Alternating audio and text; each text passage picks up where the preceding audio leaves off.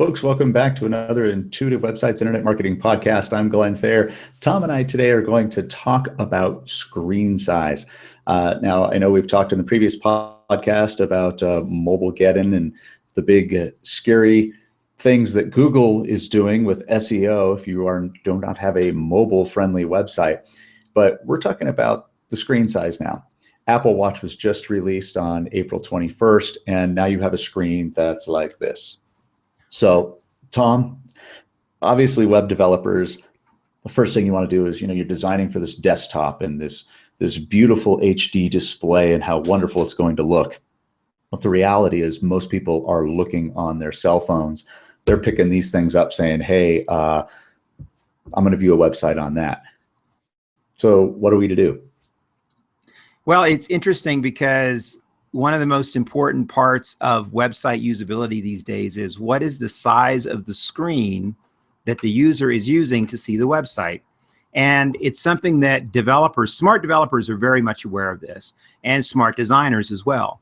But the average user and the average person that is marketing a website or responsible for marketing a website never thinks about screen size. In fact, what they think is that whatever screen they're looking at right now is the way this site looks like on all screens. So if there's an issue with that website, it doesn't look quite right on my screen, that's a problem. And it's got to look that way on every screen. So what we have to do, and the challenge for web marketers, for website designers, is you have to have a website that looks good on a variety of screen sizes from the Apple Watch now, which I went and looked at in the Apple Store. And my feedback is that, yes, people will be reading on the Apple Watch. They will use it for reading, which means that if they're checking their email, checking their text messages, they will also be looking at other types of messages and alerts, and they will eventually end up on websites reading content. So that really makes screen size interesting because, like you said, Glenn, now we have an inch by inch size screen all the way up to, projection monitors, which could be huge. Yeah. But the important thing for web marketers to understand, and for people running a business or small business owners, is that your website will be seen on different size screens. There's no question. Even on a laptop screen or desktop screen, there's different versions of that.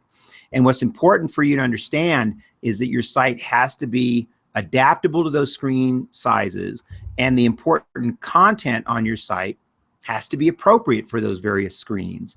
And you've got to get away from this idea of that my website will look this way on my screen and it'll look this way on everybody's screen. No, it's going to look different on different computers and screens around the world as people look at your site.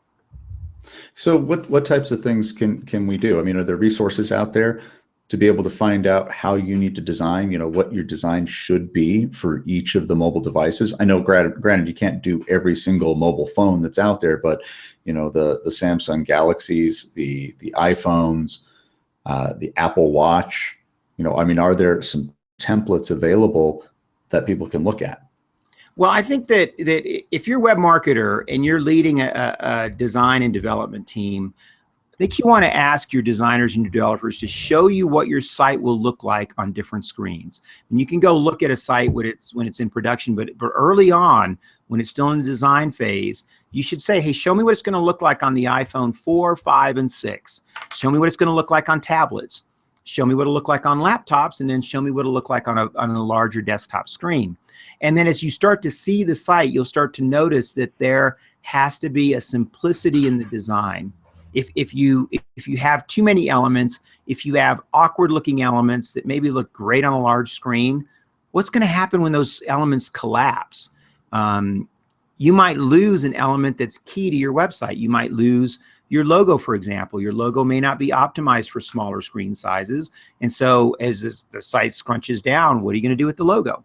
All of that is part of this. In fact, we've had a couple clients recently tell us things that were totally related to screen size. One client said, why are there's these two white bars on either side of my website? Well, what he didn't realize is he's looking at it on a desktop. And to make the site the right width, you're going to see space on either side. But when you go to a laptop, when you go to a laptop and smaller, those sidebars disappear or gone or are very small. So that's an important thing. We also had another client recently talk to me about the fact that, how is his content going to be read on a smartphone? I mean, we were talking about a content marketing strategy. He's writing all this content, and his concern is who's going to take the time on their phone to look at this content. Well, what this forces us to do is our content even has to be more valuable than it was in the past. Content that's unnecessary, that's fluff, that's marketing verbiage or whatever, that's got to go away. We've got to get right to the point and get to the point really quickly. That's what screen size is forcing us to do as web marketers. Now, I was trying to look it up. I did hear my brother, who's a designer up in Seattle, was telling me something about a design template that are available for graphic designers.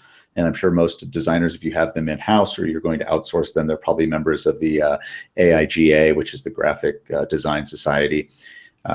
They'll have access to that. And I believe those are free. If you do an online search, I was trying to do that. And well, I'm not a graphic designer, so I'm going to say I couldn't find it. But you can go out there and those will be available. And you can actually put those into your graphic design program and see what that content looks like. So instead of having the adaptive and keep trying to do testing, early on, you can get in and say, does this graphic look appropriate for that screen size? That's a really good point. And it's almost it's the combination of graphics and how graphics work and look together that's the issue. In fact, you can get a WordPress theme now that's fully responsive. So you can build to a responsive theme. But what we found is that's not a problem, is building the theme. What's the problem is, what do you do with the photo that's the key photo that is drawing people in, but when you shrink it down isn't nearly as effective, or the company logo, or other graphics, or even things like call to action. How do call to action buttons change on mobile devices and so forth. We had a client recently tell us, I really want to be different with my website. I want to stand out and I want to look great. I want people to I want to catch their attention with something that's really cool looking. And what he's basically asking for is an over-designed website, a website that has a lot of graphic elements. And what I have to try to explain to him is that no, where you stand out and where you will be different is in your use of simplicity and to-the-point messaging. But that's still hard for people to understand because they're thinking, show me bells and whistles, show me flash, show me video or whatever. But that's not what users want. And then when you look at this idea of a mobile experience, not only do they not want it, they can't see it. They can't see those elements on their mobile phone. They'll just look silly, or they'll be tiny. So all of this comes into this need for a real mobile approach to website marketing, because users now are mobile and computing has gone mobile. That's just the way it is. Well, we talked about this. This is probably, I would venture to say 6 or 7 years ago. And we were talking about website simplicity. When you show up to a website, and I think we use Netflix as the example, netflix.com. Right. And when you show up there, you go, what are we doing here? How difficult is it? It's easy. You want to start watching movies? Here, put your email address in here or sign in. It's very simple. And we started talking about that, and I think we're seeing a resurgence of that. Instead of having these beautiful websites that are driven by Flash and on that end of things, it's like, give us the real simple stuff. Put the video on there, because as long as you've got it linked up to YouTube, it's very simple to be able to it opens it up on the mobile device anyway, so they can watch the video. And you mentioned that the other gentleman that you're working with wants to put a bunch of content. Will somebody read it? Yes. My better half, she reads on her phone all the time, but it has to be content worthwhile. And once again, designing it, it's okay if you have 1,000 pages of content. That first page, when you pick up that mobile device, that first page needs to be simple and very easy to navigate. So that person who wants the information can just click in and go bing, bing, bing, bing, bing. Now I can read all the information I want. If I want to spend 5 hours reading from your website, all that content's there. Well, there's no question that people read on these devices. I mean, look at the Kindle and other book readers. I mean, there's more books sold for the Kindle than there are in regular print. And so what's happening with these books is they're being read on iPhones. They're being read on mobile devices. And what you just mentioned is absolutely critical. Mobile devices force people to better organize their content, to organize your content around taglines and headers and around deeper layers of content that people can access. So, give people thumbnails with very nice bulleted points or taglines that summarize what's behind the tagline. And then once they click on the tagline, they'll see that depth of content, and they may sit down and read for 45 minutes and take all that information in. But the ideas of long pages with lots of content and unnecessary words, all that is going to be tossed out just because people don't have the patience for it. And with the Apple Watch coming out and the idea of having content on your wrist, well, now you don't even have to reach into your pocket anymore to get your phone. Or if you're a woman, you don't have to reach into your purse or wherever your phone is. You're going to see a lot of people doing this now, looking at their wrists and using that little scrolling knob to read through content and information. Now, here's something interesting on that end of things is looking at it from a responsive design. I know we talked about that in the previous podcast, but going back to responsive design on a mobile device, as far as length is concerned, because that first page, I'm seeing a lot of people doing their design, whether they're using Bootstrap or using a WordPress template, they're putting everything on that first page, and you scroll down and it's probably the equivalent of 8 different pages because they have it set up to where each page loads up.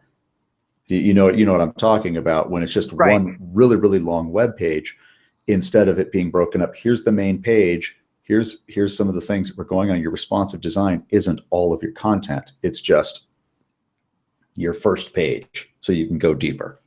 I think the point of that is to grab people's attention. So they're doing that to grab people's attention, and that's fine. You can use content to do that.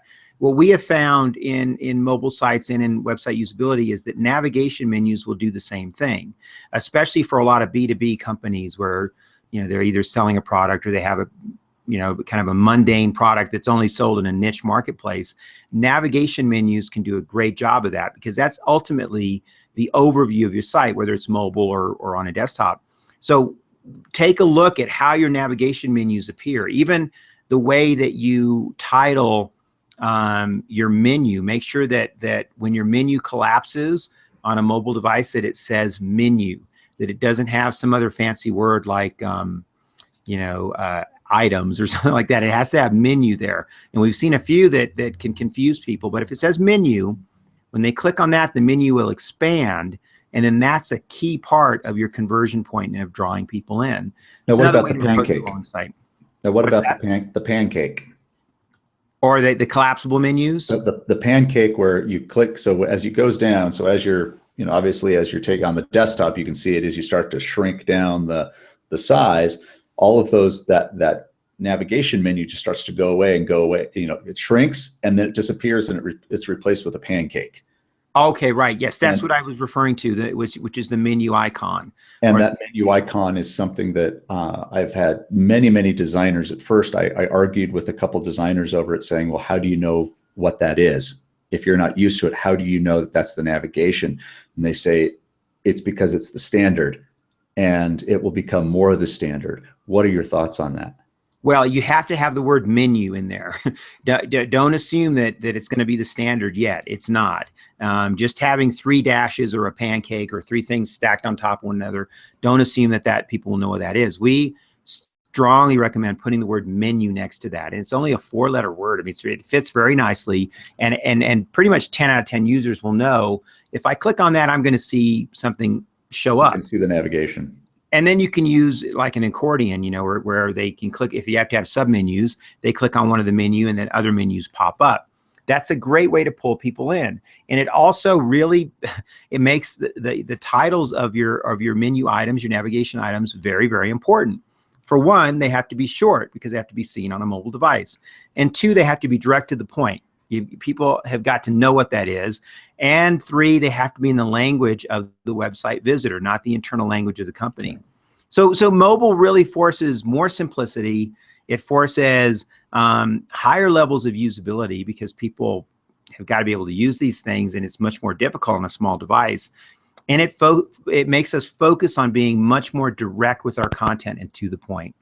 Right.